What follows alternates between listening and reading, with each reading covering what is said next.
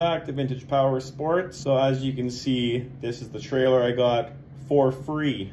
It was basically a write-off. A tree fell on it, crushed the roof, tons of leaks, water getting in. Like, it was in super bad shape. All the caulking on every seal is leaking. I figured I could either rebuild it or I could just build a trailer out of it to haul ATVs or snow machines. As you can see, super bad shape. Ceilings completely rotted and falling apart. It was foam construction sandwiched, absolutely brutal. So this is the condition it was in when I picked it up, and I'll show you what we did to make it better.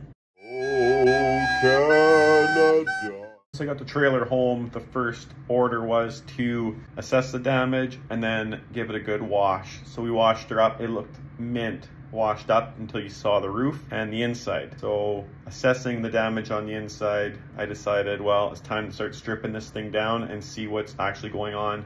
So what happened is all the wood was rotted, the foam was all full of ants, like completely full, basically a big ant house. There was nothing to do other than first get rid of the ants and then completely gut the whole inside of the trailer right down to bare nothing on the ceiling and the front anyways, and then go from there. This is looking at all the damage, and it was getting kind of depressing.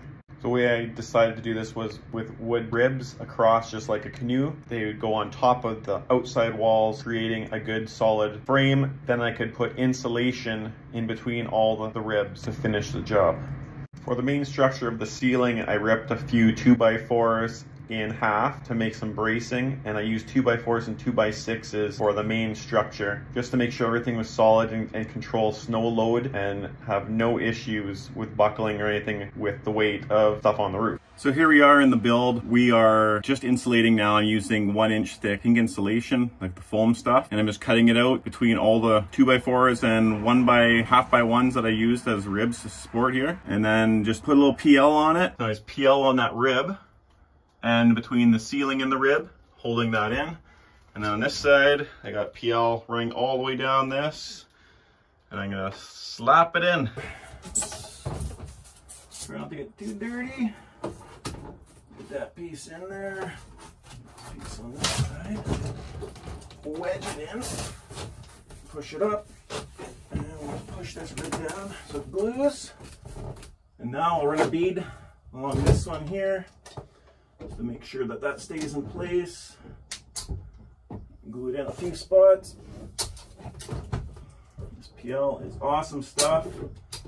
That'll make this roof nice and rigid again. There we go. Now we just gotta keep measuring between these ribs, cutting out, oh, 1.5 inches thick, or 7.5. And we'll just keep going like that. Well, it's super humid in here. It's raining outside. We're getting a good amount of this done. Now we have to do this side, get all these patched up by the sunroof. This side here too. And then we gotta put the paneling up. Oh, there we go. All the insulation's in, all the way through the whole place. So now I just need to go and get some paneling of some sort. All right, so I cut these sheets, 3 of them to 64 inches. That's how wide the trailer is.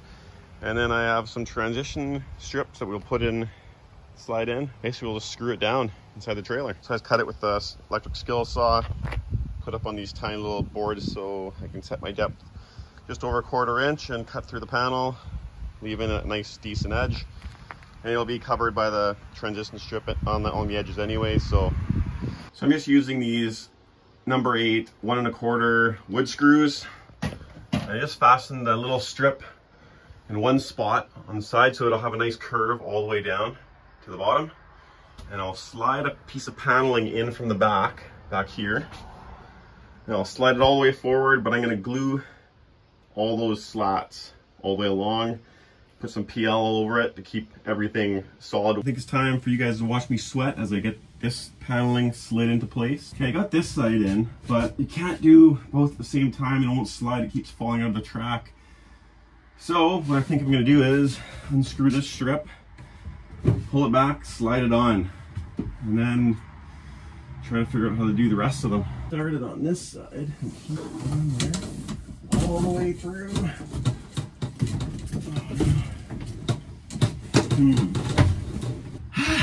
We're getting there though. I think this is gonna be the hardest one. Okay, that's held in place now. Okay, so I have to trim off about 1/4 inch on this end to fit that in properly. So I'll do that right now. Now ready for the next piece to go in. Kind of marked off this here. Let's make some double checks so get some more measurements. 4 3/4.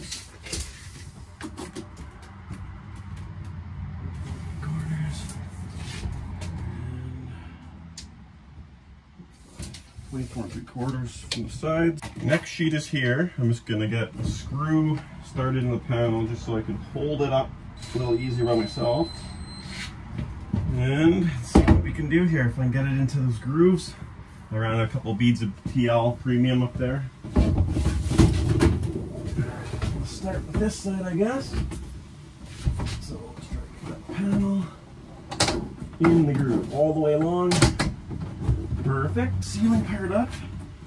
Bend it the other way. And get that side in. That would be amazing. Perfect. Let's just slide this whole sheet forward a little bit. Slide into this groove. So put this screw in. Hold the panel. Not permanently, but for now.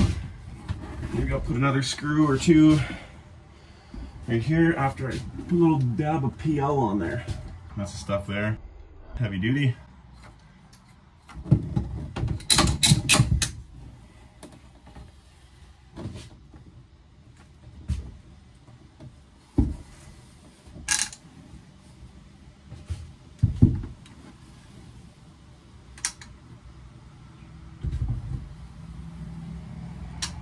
I'll have to cut another transition strip like that and hold that up while I get this glued.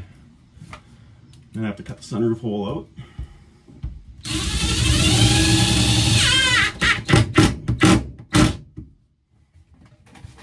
Just like that. And I can see where the hole needs to be cut, so it'll be a lot easier. I'll do that with an oscillating tool a little bit later.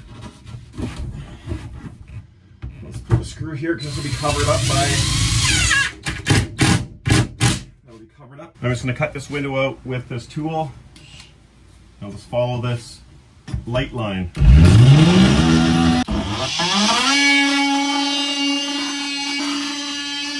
I'm just installing the last piece of track, like end pieces over here. Screw those in quick and